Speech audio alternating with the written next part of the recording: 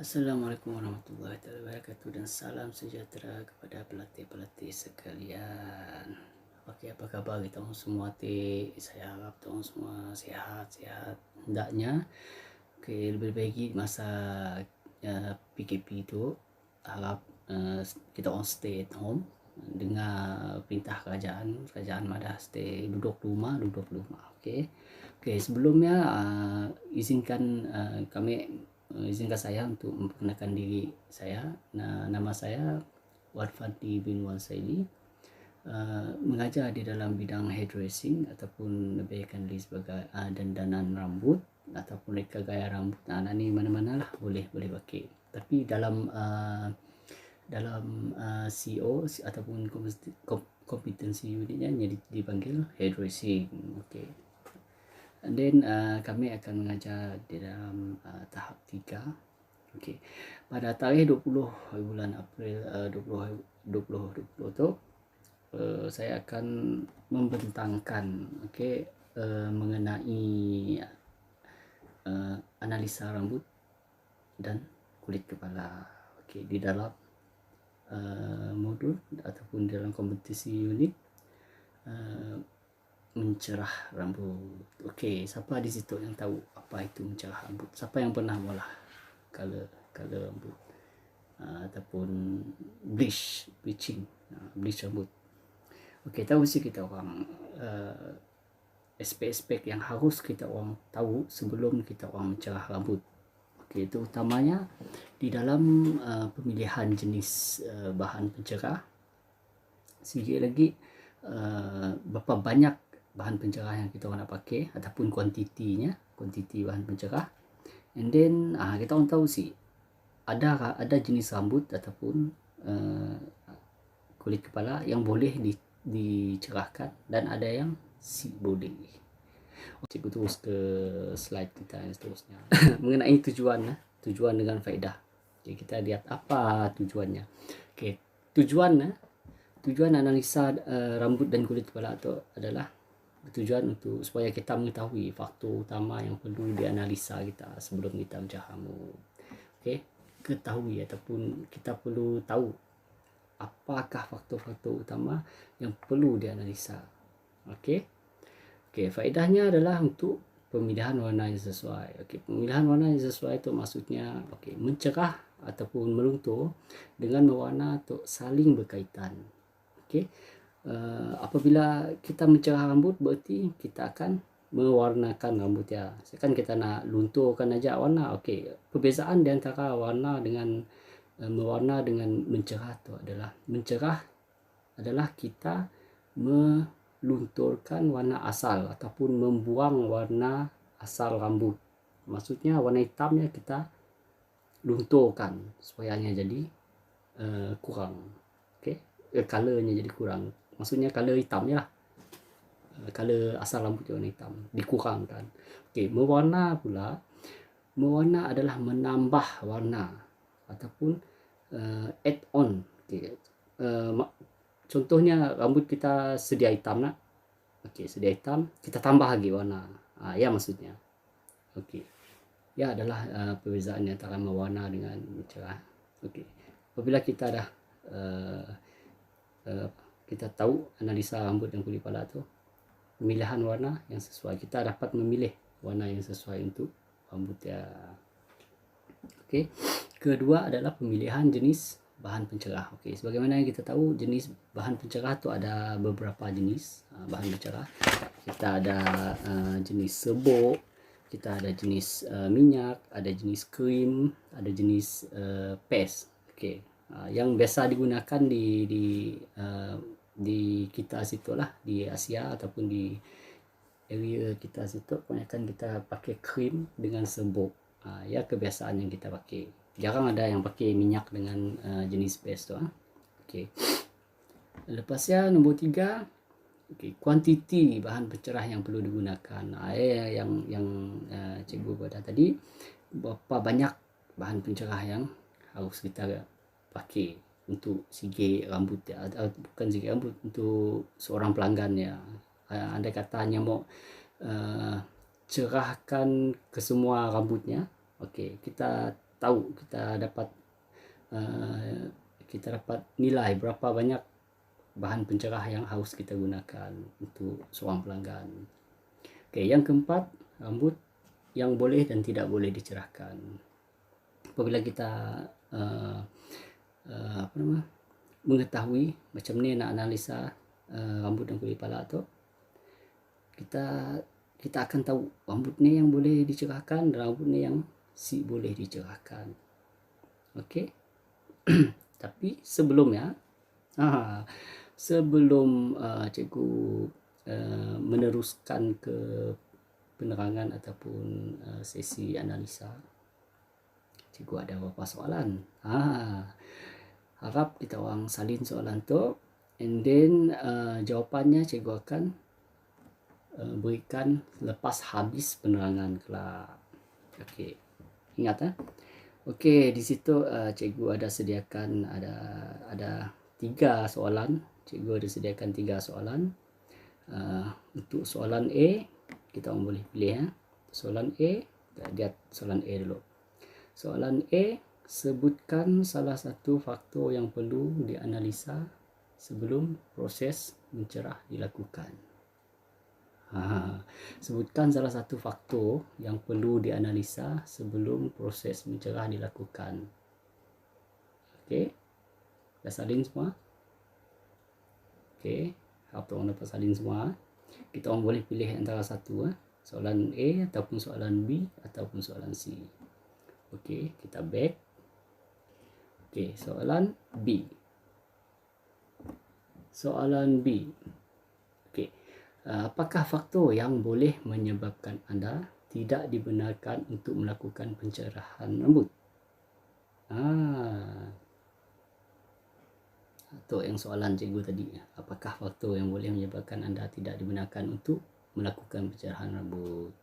Okey, salin Okey, salin. Jawapannya cikgu akan beri lepas habis sesi penerangan tu lah. Okey, cikgu beri masa dalam masa berapa minit tu salin. Okey, rasanya semua dah salin Okey, kita back lagi. Okey, soalan C. Soalan C, nyatakan 2 faktor yang perlu dianalisa bagi membolehkan kita menentukan kuantiti bahan pencerah yang perlu digunakan. Okay, nyatakan 2 faktor. Masa cikgu nerang kelak, ingat apa 2 faktor yang boleh yang perlu dianalisa bagi membolehkan kita menentukan kuantiti bahan pencerah yang perlu digunakan. Okey, ada 2 faktor. Okey dah. Okey, mudah kita next. Ni ada soalan ABC aja. Okey, so kita next. Okey, kita terus ke penerangan. Okey, penerangan bagi analisa rambut dan kulit kepala.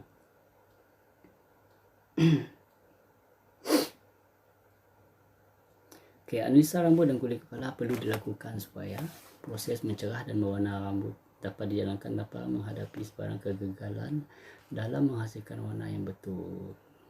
Okey, seperti yang cikgu pada awal-awal tadi, kepentingan ataupun tujuan analisa rambut dan kulit kepala tu untuk apa? Supaya proses mencerah dan mewarna rambut dapat dijalankan tanpa menghadapi sebarang kegagalan. Maksudnya apabila kita mula aja confirm jadi maksudnya dia. Jadi kita perlu nak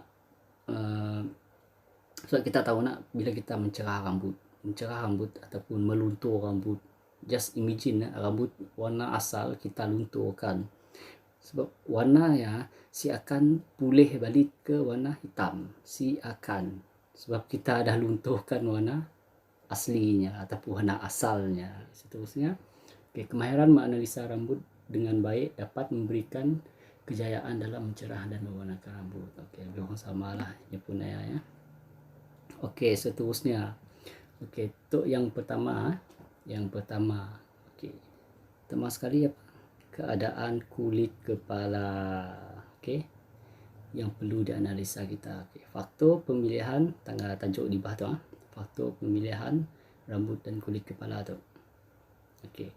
Yang pertama adalah keadaan kulit kepala. Faktor pertama, kita kena analisis nyebut keadaan kulit kepala. Okay. Apakah nak kita perlu analisis kulit kepala? Okay. Pastikan kulit kepala dalam keadaan sihat dan tiada sebarang luka, bengkak atau jangkitan.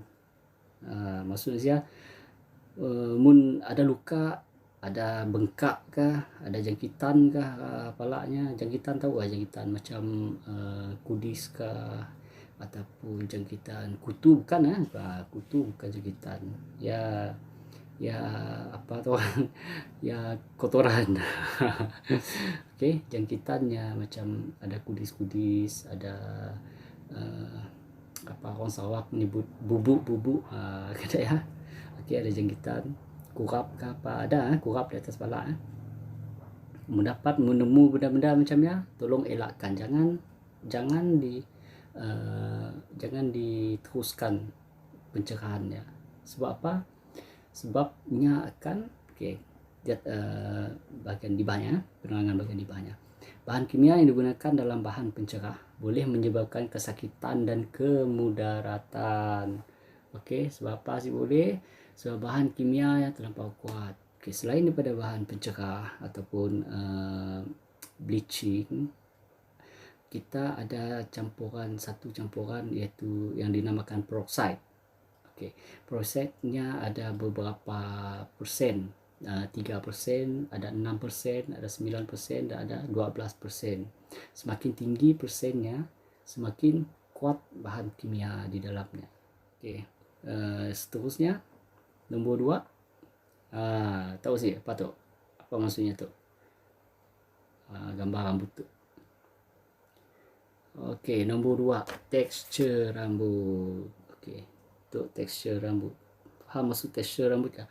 Tekstur rambut tu nya ada halus, nya ada sederhana, kasar, dan palingnya kasar. Nya ada 3 gitu. Okey, yang di atas tu halus, sederhana, kasar, di bawah sekali kasar. Okey, ia adalah tekstur. Ia yang dimaksudkan tekstur. Tekstur bermaksud halus, sederhana, kasar, dan kasar. Okey ya. Kita lihat penerangannya. Okey, menganalisa tekstur rambut itu adalah untuk menentukan ketahanan warna pada rambut. Ketahanan warna pada rambut. Maksudnya warnanya tahan lama ke si rambut ya. Okey, sebab selalunya kadang-kadang customer kita akan nanya kita, berapa lama color tu? Biasa customer akan nanya berapa lama dapat tahan color tu? Macam ya. Akan nanya soalan-soalan macam ya. Okey, apabila kita lepas kita analisa tekstur rambut nanti, bila kita nanggap halus tu. Okey. Ataupun kasar tu. Okey. Okey, andai kata kasar, tekstur yang kasar bersamaan dengan warna tahan lebih lama. Okey, munnya kasar, warnanya tahan lebih lama. Mun teksturnya halus, warna si tahan lama, tidak tahan lama. Okey, sebab apa? Okey. Kita dengar tekstur yang kasar tu mempunyai sebagaimana kita tahu rambut ada 3 lapisan, betul? Ada korteks, ada medula, ada kutikel. Okey, tekstur yang kasar bermaksud yang mempunyai korteks yang tebal. Okey, apabila korteksnya tebal, nya akan lebih tahan lama menahan apa-apa segala benda ataupun lotion ataupun macam bahan-bahan kimia di dalam keratan ngetas rambutnya ataupun di bahagian korteksnya lah, nya akan bertahan lebih lama. Sebab apa? Sebabnya tebal, korteksnya tebal. Korteksnya tebal, and then kutikelnya pun si terlampau terbuka. Apabila kutikelnya si terlampau terbuka, tertutup, warnanya akan kekal lebih lama berbanding dengan tekstur yang halus. Tekstur rambut yang halus kebiasaannya kita nangganya kena rambut yang poros poros. Tapi bukan porosnya, memang jenis rambutnya halus. Halus tuh apabila masuk air mudah cepat kering. Cepat kering sebab apa? Rambutnya halus. Apabila rambutnya halus maknanya lepe, terlampau lepenya pun rambut. Bila terlampau lepenya pun konteks dalamnya pun nipis. Apabila nipis, bahan-bahan macam kimia, macam color lah ataupun bleaching yang lekat di dalam bagian konteks ya, cepat punya warna. Warnanya akan cepat hilang. Akan cepat terhakis. Yang ketiga tu melalui gambar tu apa kita rasa? Ada tulis juga saya. Low porosity, normal porosity dengan high porosity. Itu adalah keporosan rambut. Lepas tu ketiga yang harus dinilai kita orang ataupun perlu dianalisa adalah keporosan rambut. Sebab apa? Macam Cikgu tadi, ini lebih kurang sama ke tak ni hati? Tekstur rambut cuma tekstur rambutnya munnya halus, nya lepe. Nya lepe. Munnya sederhana kasar, nya kurang lepe. Munnya kasar, rambutnya bulat. Bulat rambutnya. Sebab apa? Sebab koteknya padat dia pun konteks ya. Lapisan kedua ya, padat. Tapi keporosan rambut tu perbezaannya adalah yang menyebabkan keporosan rambut adalah apabila kita sering melakukan macam molah proses rambut. Sebagai contoh, selalu hair dryer, blow rambut, ngering rambut pakai hair dryer ya. And then selalu color rambut, selalu bleach rambut, selalu berjemur pun boleh menyebabkan keporosan juga. Selalu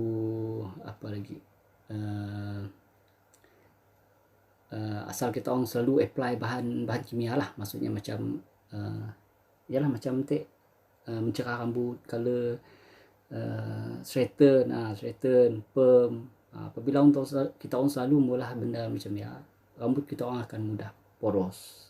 Poros maksudnya rosak ataupun bermaya. Kebiasaannya di ujung-ujung rambut lah. Ujung-ujung rambutnya akan pecah-pecah. Sebab apa? Sebabnya poros. Bila nya terlampau nipis, ada zat lagi. Rambut dah ada zat lagi. Ya, maksudnya poros. Kita nangganya pun penerangan. Sebab apa kita perlu analisa keporosan rambut? Perlu dinilai juga daripada segi keporosan rambut tu. Itu apa? Itu tentukan keupayaan rambut menyerap bahan pencerah. Apabila poros, akan lebih mudah menyerap bahan pencerah ataupun bahan pewarna lah, antara dua. Bahan pencerahnya cepat, pewarna punya cepat serap. Itu adalah untuk apa? Untuk menentukan persen ataupun peroxide ya. Kan Cikgu dan Madah tadi peroxide ya, kita ada 3%, ada 6%, ada 9%, ada 12%. Semakin poros, jangan kita pakai yang tinggi, kita pakai yang rendah. Kita pakai 3 ataupun 6. Ya, untuk rambut yang poros.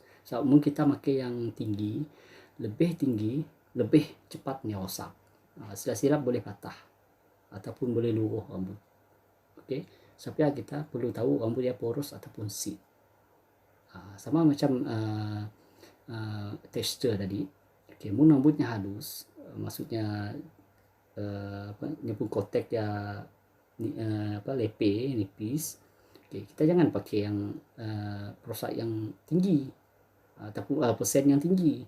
Kita guna peroxide yang sederhana, 6, yang rendah lah, yang 6 ataupun 3 ataupun 9 okey lah.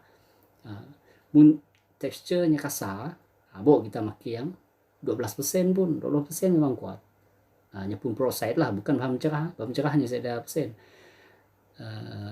Peroxide aja, ini ada persen. Sebab setiap bahan pencerah kita harus ada peroxide. Kita harus mixnya dengan peroxide, ataupun peroksida, hidrogen peroksida dalam bahasa Melayu lah. Biasa kita mun orang selun yang akan guna peroxide. Okey, peroxide ya yang ada persennya. Persennya yang menentukan kekuatannya untuk melepasi lapisan kutikel dan korteks ya, untuk sampai ke medula.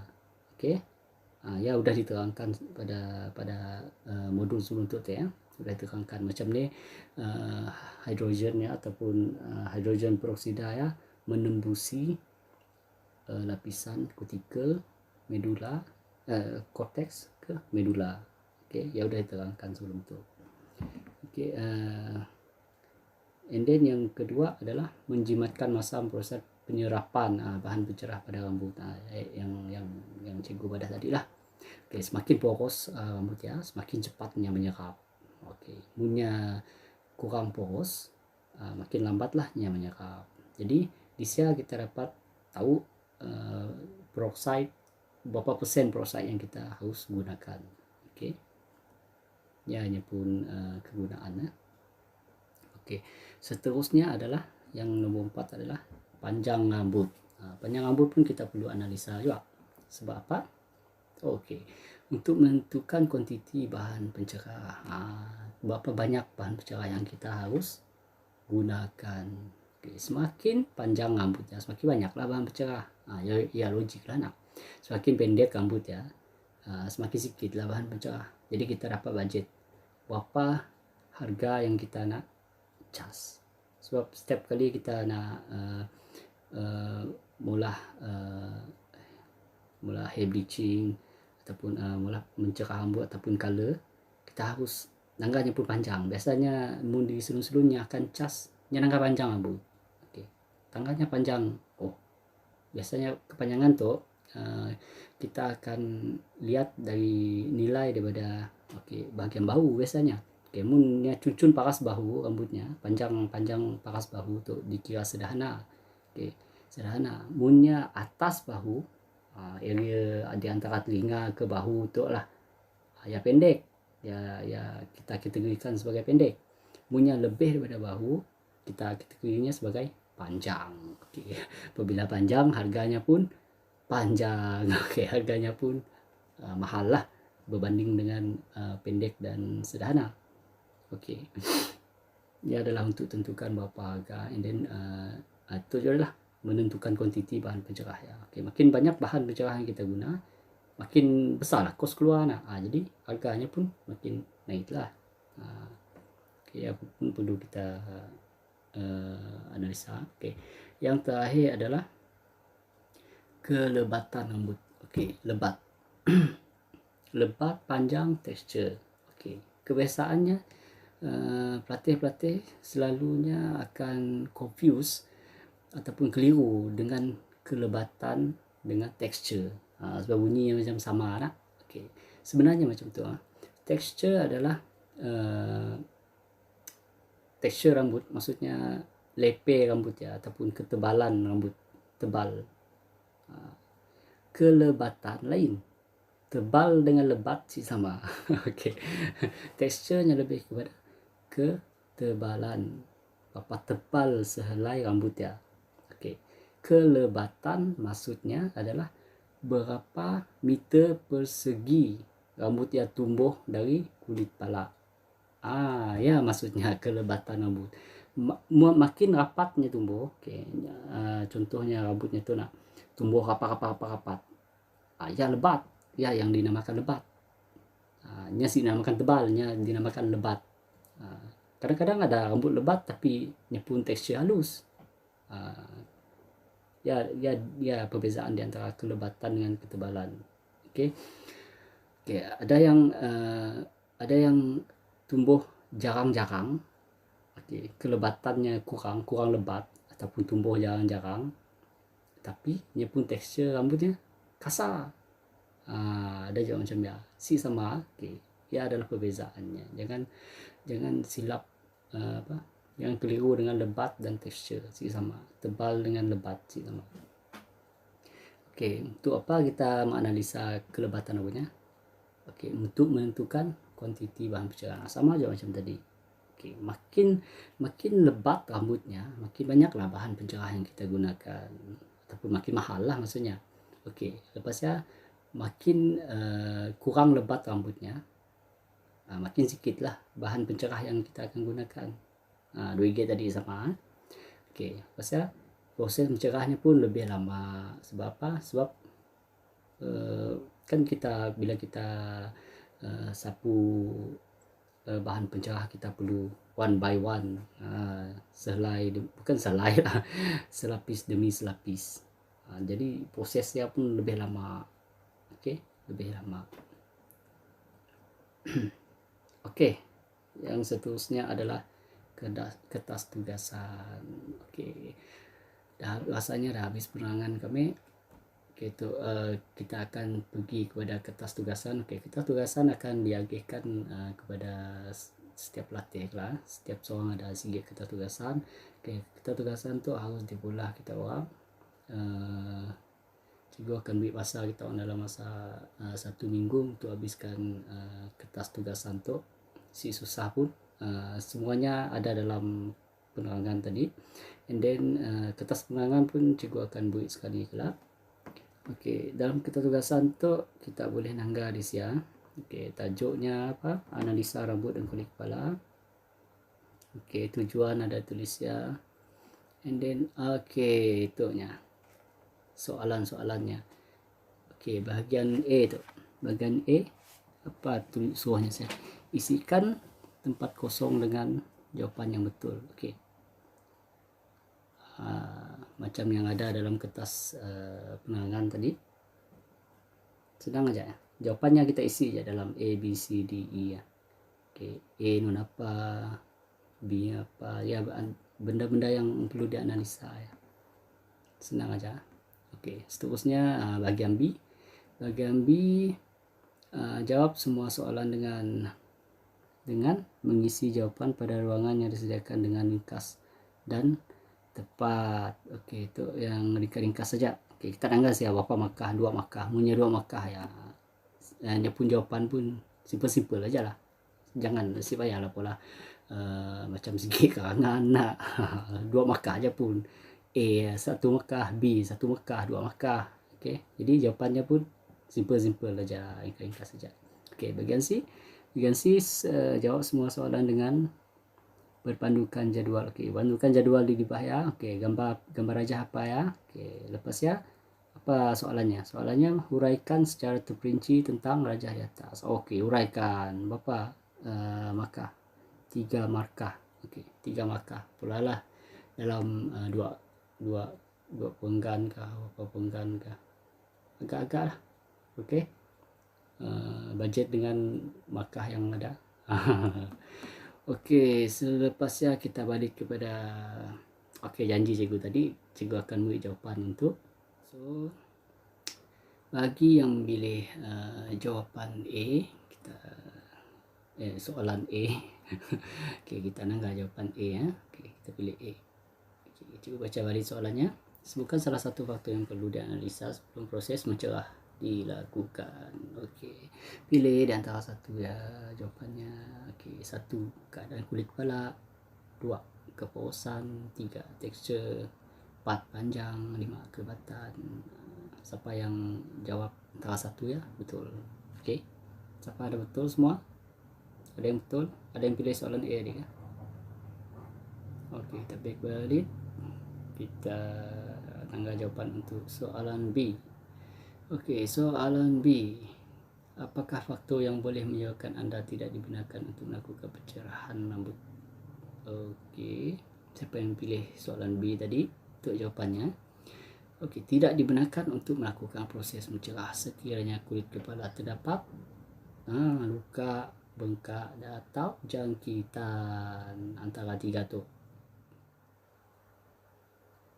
Okey, kita nak jawapan untuk soalan C. Okey, soalan C tadi Nyatakan dua faktor yang perlu dianalisa bagi membolehkan kita menentukan kuantiti bahan pencerah yang perlu digunakan. Okey, apa dua faktor yang lebih kurang sama tadi? Apabila kita analisanya, kita tahu berapa banyak bahan pencerah yang harus kita gunakan. Okey, jawapannya 1, panjang rambut. Nombor 2 adalah kelebatan rambut. Dua gitu tu bukan salah satu, tu dua tu jawapannya. Okey, soalannya tadi nyatakan dua faktor yang perlu dianalisa bagi membolehkan kita menentukan kuantiti bahan pencerah. Okey, berapa banyak bahan pencerah yang kita harus gunakan. Okey, selesai semuanya.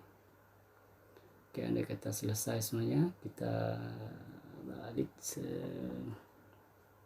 Okey, tamat dah perangan cikgu untuk kali itu. Diharap semoga semua pelatih-pelatih faham apa yang telah disampaikan pada hari itu. And then kertas tugasan jangan lupa pula. Dan selamat maju jaya. Assalamualaikum warahmatullahi wabarakatuh.